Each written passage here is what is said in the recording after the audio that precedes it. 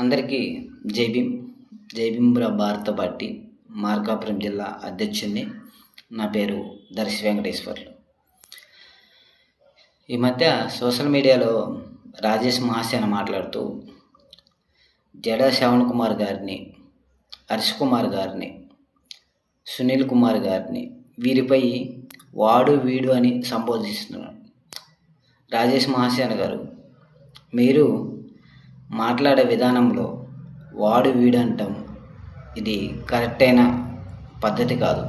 మీరు మాట్లాడే విధానం అసలు కరెక్ట్ కాదు.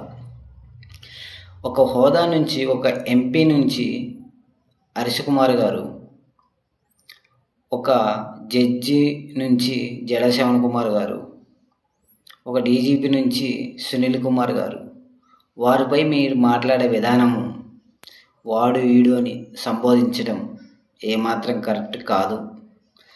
రాజేష్ గారు, మీరు మాట్లాడే విధానం కొంచెం మార్చుకోండి.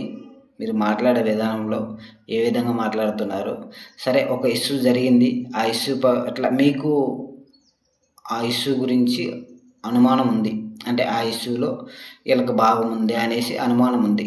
వాస్తవానికి అవన్నీ తెలుసుకొని మాట్లాడాలి. అంటే వాడు వీడు అని సంబోధిస్తున్నారు కదా, నిజాలు తెలుసుకొని అక్కడ ఏం జరిగింది, ఆ దాడికి కారణం ఏంటి, అసలు రీజన్ ఏంటి అనేది తెలుసుకొని మాట్లాడాలి. ఒకరి మీద అపనింద వేయడం కరెక్ట్ కాదు. వీరి ముగ్గురి పైన మీరు వేసే నింద ఇది కరెక్ట్ కాదు. తెలుసుకోండి. తెలుసుకున్న తర్వాత అసలు ఏంది, వాస్తవాలు ఏంది అనేసి మాట్లాడండి. ఎందుకనంటే ఇప్పుడు ఆ దాడి జరిగింది, ఒక 50 మంది పైగా వాళ్ళ మీద కేసులు నమోదయ్యాయి అంటే ఆ గుడి ఇష్యూవా లేకపోతే ఇంతకుముందు ఏమైనా ఇష్యూ జరిగిందా అనేసి పూర్తిగా తెలుసుకొని మాట్లాడండి. అంటే ఒకళ్ళ మీద నిందేయడం కరెక్ట్ కాదు. మీరు వేసే నింద వేరే విధంగా పోతుంది అనేసి మీరు అనుకుంటున్నారు. మీరు మాట్లాడే విధానంలోనే వేరే విధంగా పోతుంది. అంటే మీరు మాట్లాడే విధానం అసలు కరెక్ట్ కాదు. బాడీ వీడియో అంటాం కరెక్ట్ కాదు. రాజేష్ గారు, నేను చాలా రెస్పెక్ట్తో వారితో పాటు మిమ్మల్ని కూడా చూస్తాను.